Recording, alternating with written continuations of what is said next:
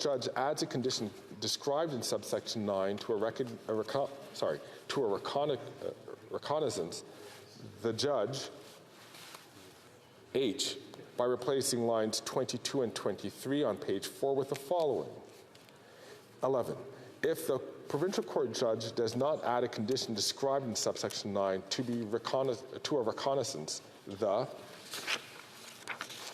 I, by replacing lines 26 and 27 on page 4 with the following. 12. A provincial court judge may, on application of the informant or the defendant, vary the conditions fixed in, close quotation. J, by replacing lines 23 to 31, by replacing lines 29 to 31 on page 4 with the following. 13. When the defendant makes an application under subsection 12, the provincial court judge must, before varying any conditions, consult the informant about their, close quotation. And K, by replacing line 33 on page 4 with the following, open quotation. 14. A warrant or committal to prison for failure or RE hyphen, close quotation.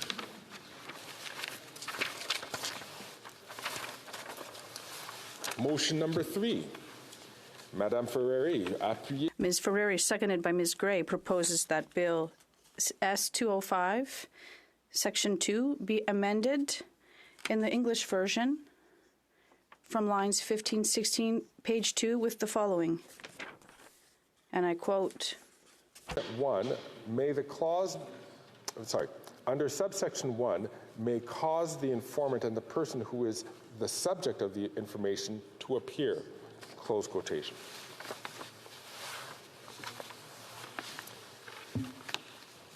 Motion numéro 4. Motion number 4.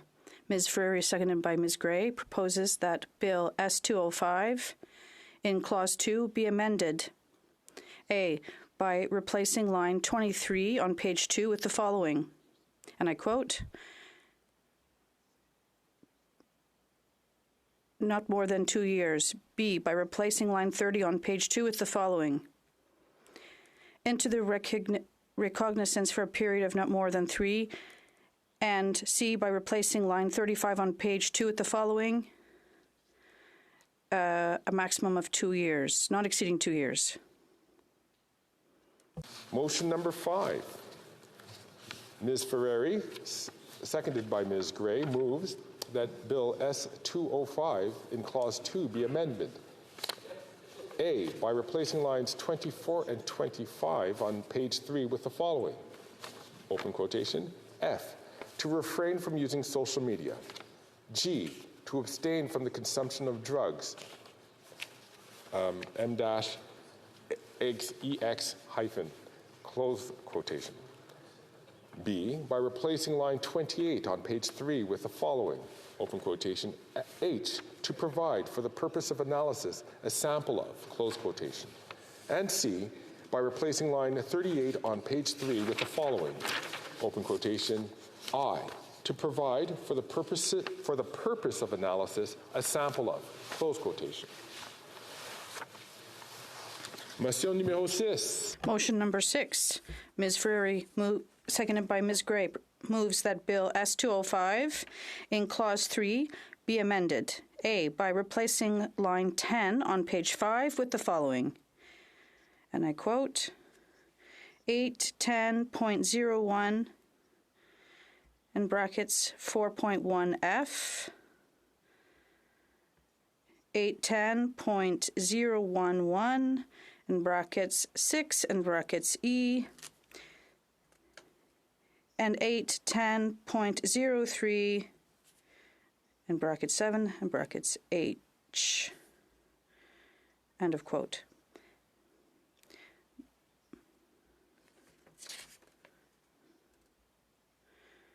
B, by replacing line 15 on page 5 with the following. 810.01 in brackets 4.1G, 810.011 6F, 810.037I, 810.1 in brackets 3.02 in brackets I, and C, by replacing line 2 on page 6 with the following. 810.01 6F 810.011 6F 810.037I 810.1 3.02I or 810.2 4.1G.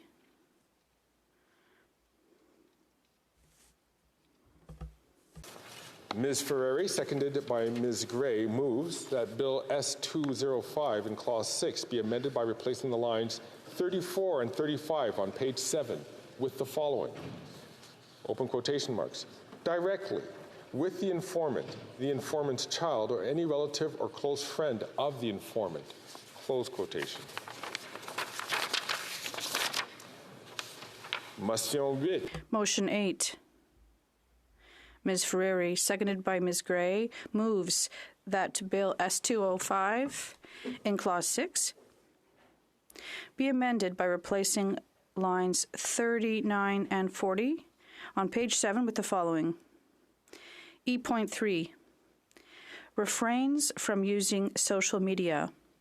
Section 801.03 of the Criminal Code. Ms. Ferrari, seconded by Ms. Gray, moves that Bill, excuse me, I should have read off before I go there, motion number 9. Yeah. I'm glad that members are paying close attention. Thank you. Ms. Ferrari, seconded by Ms. Gray, moves that Bill S-205 in Clause 7 be amended by replacing line 13 on page 8 with the following. 810.01 4.1 G, 810.03 7 I, 810.011 6 F, 810.1 3.02 I, and Motion number 10, Ms. Ferrari, seconded by Ms. Gray, moves that Bill S-205 in Clause 8 be amended by replacing lines 18 to 21 on page 8 with the following. Fears on reasonable grounds that their intimate partner will commit an offense that will cause personal injury to them, to their child, or to a child of that intimate partner, and a provincial. End of quote. Number 11, Ms. Ferrari, seconded by Ms. Gray, moves that Bill S-205 in Clause 10.1 be amended by replacing in Subclause 2 the word 810.03 Subclause 7 with the following. 810.03 Subclause 9. Madame Ferrari. Ms. Ferrari, seconded by Ms. Gray, moves. Motion number 12. Ms. Ferrari, seconded by Ms. Gray, moves that Bill S-205 in Clause 10.1 be amended by replacing in a Subclause 2 the words, the intimate partner's safety with the following. The informant's safety. Debate. The honourable member from Peterborough, Kawartha Lakes. Thank you. Thank you so much, Mr. Speaker, and thank you. I know, people watching at home may think, wow, that is just so many amendments, and I think that is the essence of what I'm going to talk about today. And I must also always thank the people from Peterborough, Kawartha, my riding. It is always an honour to stand here and to speak on something so critical that affects Canadians and families across this country. And what we're speaking about today in particular is domestic violence. This is a Bill S-205 that was put forward by Senator Boisvenu, and I will be talking a lot about him in this speech today because it's a very personal story of what he did to put forward this bill.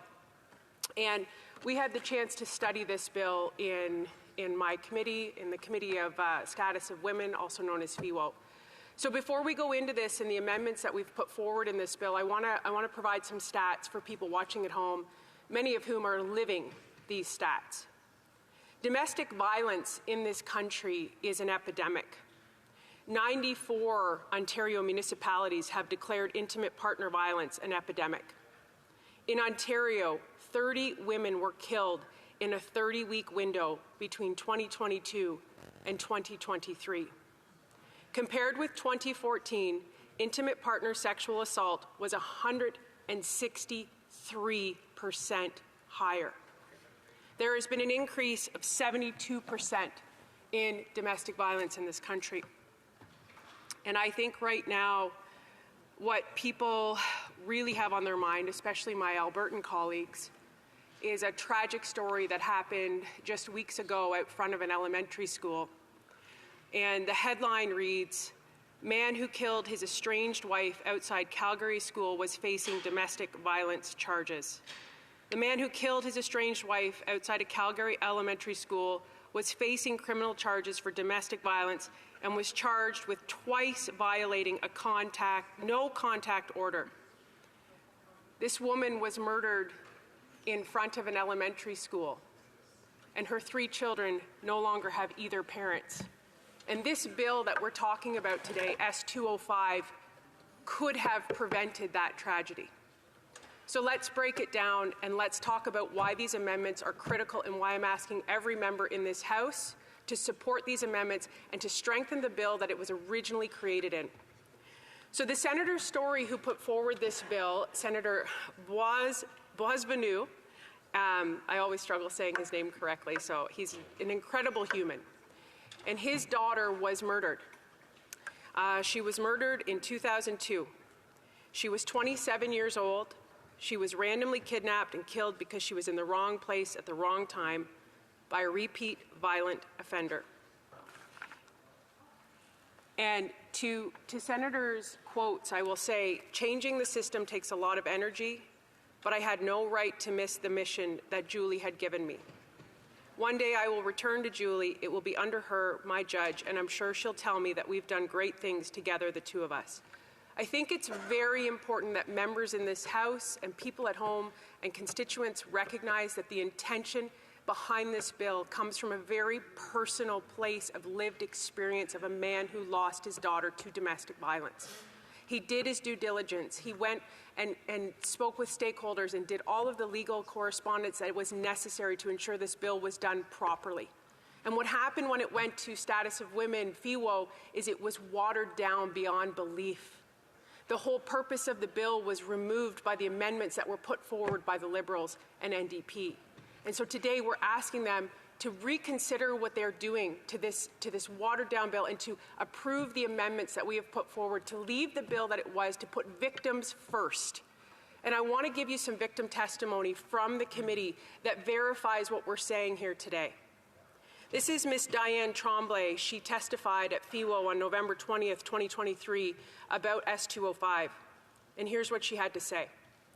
If my abuser had been required to wear an electronic bracelet under a recognizance order pursuant to Section 810 of the Criminal Code as proposed in Senator Boisvenu's bill, my children and I would have been safer and I wouldn't have had to go through these attempted murders.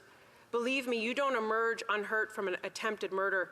You suffer the after effects for life. I am asking the House of Commons, the Prime Minister of Canada, the Minister of Judges, the judges, all the province of Canada, and the members to pass and enforce this new bill. It should be adopted immediately without any amendments. This is victim testimony. It's very urgent. To conclude, I'd like to add that we have a right to live peacefully and safely under the law in our country. And for those watching at home, and when you're looking at these amendments, the Liberals removed the clause that is asking for the electronic bracelet to be worn by the attacker. And that is the whole weight of this bill. That is the whole point of it, because that period of time in between when a victim is strong enough and courageous enough to even to report it, which is also another issue, they are in a very dangerous position to be attacked by their attacker or to be killed, and their children. And I think it's also really important for people